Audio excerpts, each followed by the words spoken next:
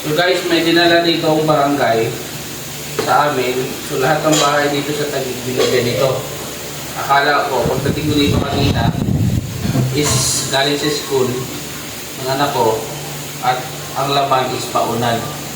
So, ang nakalagay dito, nakasulat dito, emergency go bag. So ito yung siguro yung pinamimigay ngayon. Lahat halos yata ng mga city ngayon nagbibigay ng ganito para maging handa sa mga darating na sakuna, malindol man, bagyo, or ano man. So, titingnan natin kung ano ang laman nitong nasa loob nito. Let's go. So, ito na yung go bag natin, no? So, meron siyang tali dito. So, dito ang bitbitan. So, syempre, ang kulay ng Taguig ay laging pula. Yan, no? I love Taguig. So, titingnan natin yung laman niya, no? So, ito yung zipper. So, ayan. Sa loob niya, may nilagayan dito na parang net. Tapos, ito yung laman niya. O, diba? Ayan, nakasulat. First aid kit. Tapos, pwede rin siyang dalhin ng ganito. Ayan. So, ganyan. So, sa likod, may nakasulat, Think Big, Dream Big, Love Taguig, Our Provincial. I love Taguig. So guys, buksan natin yung laman at dito, kung anong laman. Sabi muna natin to. So ayan. Buksan natin.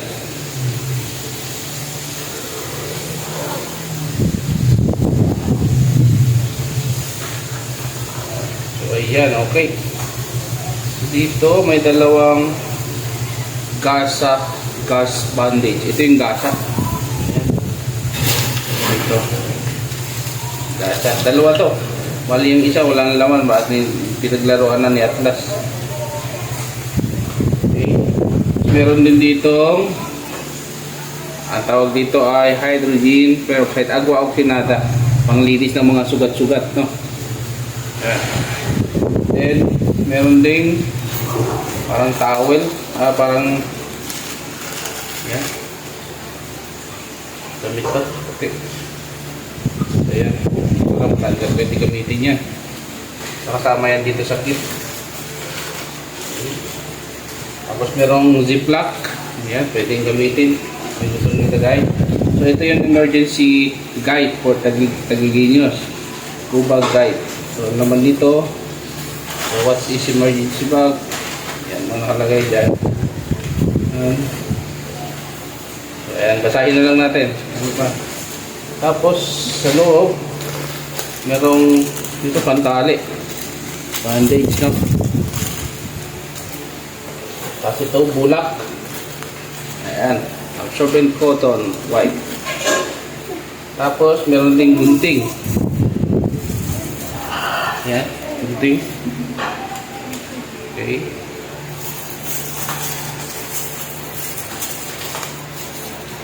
Tapos meron ding itong pito. So ito halimbawa, ayan, medyo kapag may lindol, tapos alam mo na hiwalay ka sa pamilya mo, pwede mong gamitin to. Try natin kaso nakasara. So tingnan natin kung tutunog, no? Tingnan natin kung tutunog yung pito. Tutunog. So yan, kasama yan.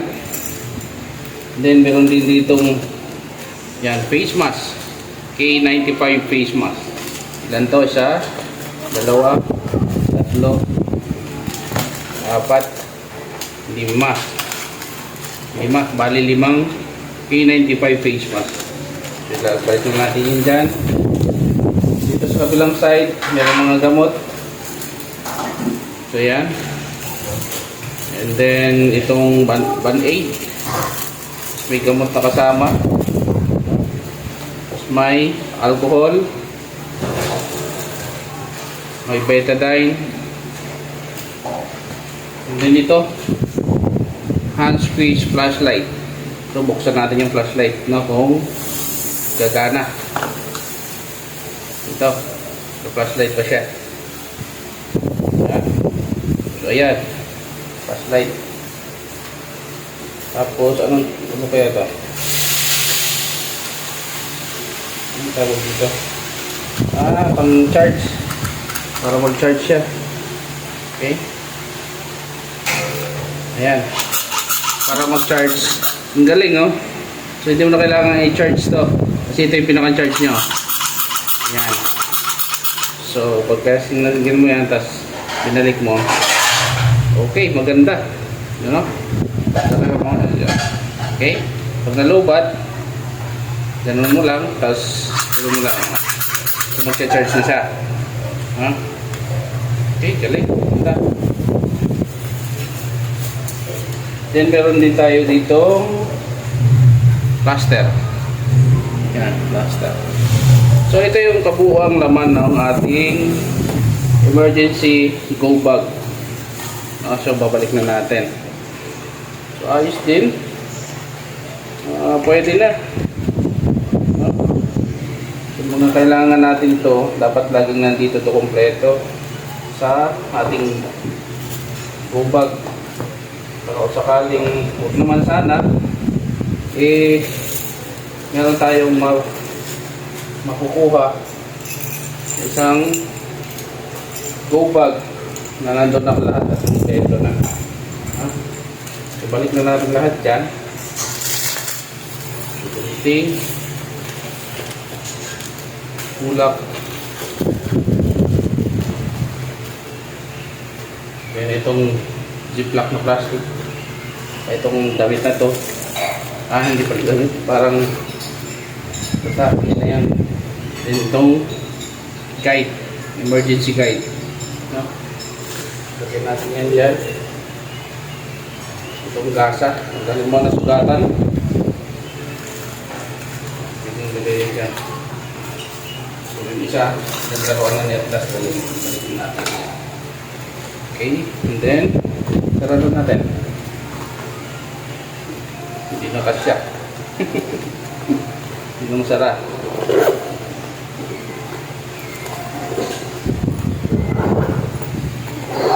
So ayan, ang ganda. Thank you Taguig sa pa-emergency go bag first aid kit. Thank you so much. Okay ka, Taguig. No? Our probation that I love Taguig.